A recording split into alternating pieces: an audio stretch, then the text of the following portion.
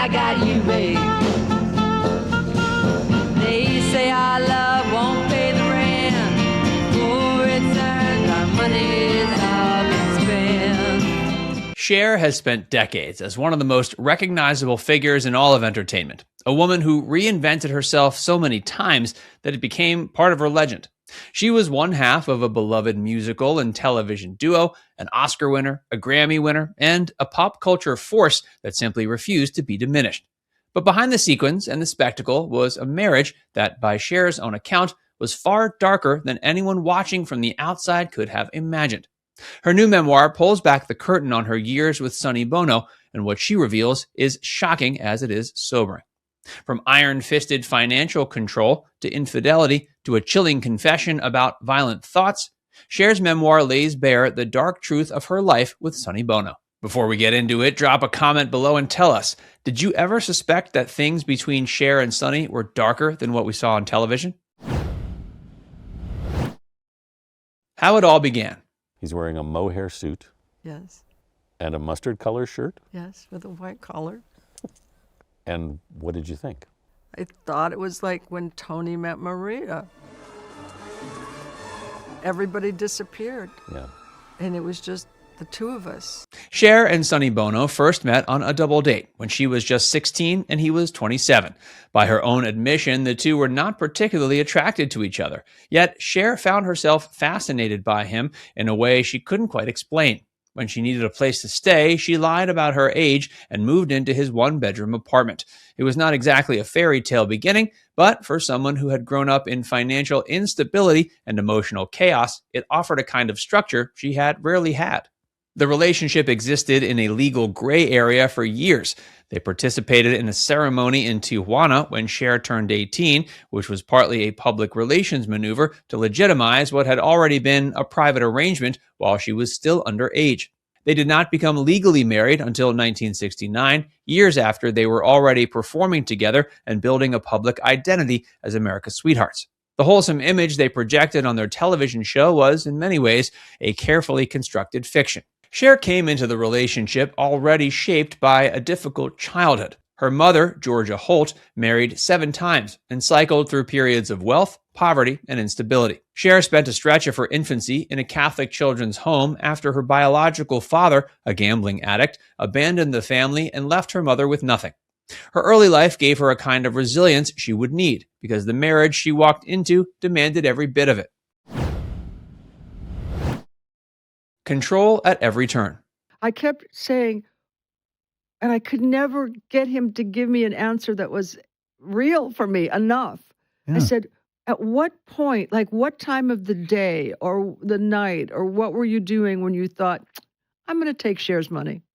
I mean, here you were part of the Sonny and Cher experience, the whole thing, and you're making all this money and you're touring and working your ass off. And this guy, Sonny, had you sign some papers, you were young. And it was called Cher Enterprises. Cher Enterprises. It was very much like Born Yesterday. What Cher describes is not simply a troubled marriage, but a systematically controlling one. Sonny managed her finances entirely, leaving her without access to her own bank account.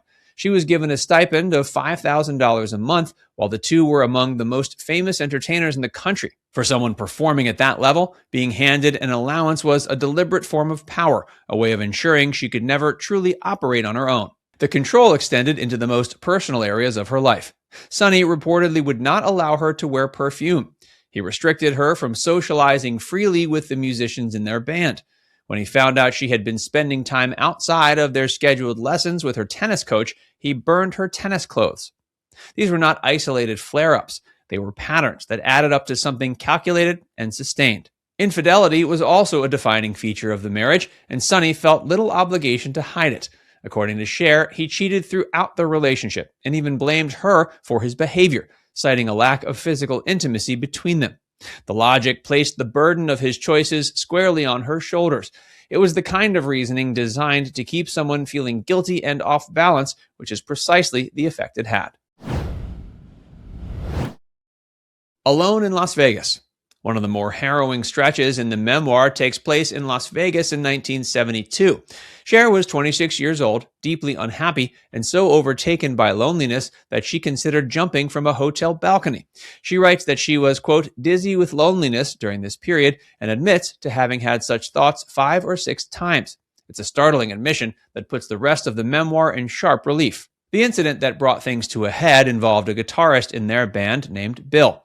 Cher told Sonny she wanted to sleep with Bill, though she later clarified that she did not mean it literally. What she was really saying was that Sonny had refused to hear her repeated pleas to be let go. His response was a long silence before he asked, almost calmly, how long she thought she would need. She told him 2 hours. He left.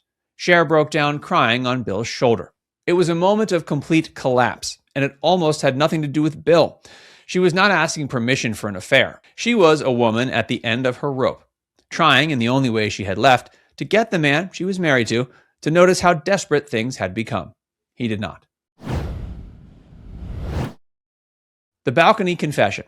I don't know if I can actually say what happened because it's so personal and it's embarrassing. Sonny looks at you in your room and says, what do you want to do? That's the part I'm not going to say. You can't say it. No. But it's in the book. Cher said to Sonny, I want to sleep with Bill. After the incident with Bill, Sonny eventually told Cher something that cut through everything else. He admitted he had seriously thought about throwing her off their hotel balcony. It was not delivered as a threat exactly, but more of a confession, the kind of thing that comes out when someone stops pretending. What makes the exchange even more striking is what Cher said in response. She told him there would have been no need to push her because she had been planning to jump herself. The two of them in that moment were both confessing to having imagined her death from the same balcony. It's one of the most unsettling moments of the book. Cher was careful to say she did not truly believe Sonny would have gone through with it, but she did not pretend the thought had never crossed his mind, because clearly it had. Whatever had once connected them had corroded into something neither of them fully recognized anymore. The way out. I was there with you every day. For 12 years, I was there with you. I was by your side. I was there when we crashed. I was there when we were borrowing money from Joseph, who was our chauffeur, and then we were borrowing money from him because we had nothing. Cher did not find her way out of the marriage on her own. It was Lucille Ball who finally said what needed to be said. Ball did not offer measured advice or gentle encouragement. She told Cher plainly, F him, you're the one with the talent.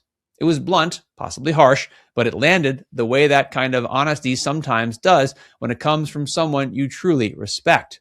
Those words appear to have stayed with her. Years later, when Cher had her own solo variety show, Tina Turner was a guest. Turner was still in her abusive marriage to Ike Turner at the time, and Cher offered her the same kind of encouragement Ball had once extended to her. The gesture was a direct echo of what had helped her find her own way out. The divorce was finalized in 1975, the same year Cher married Greg Allman.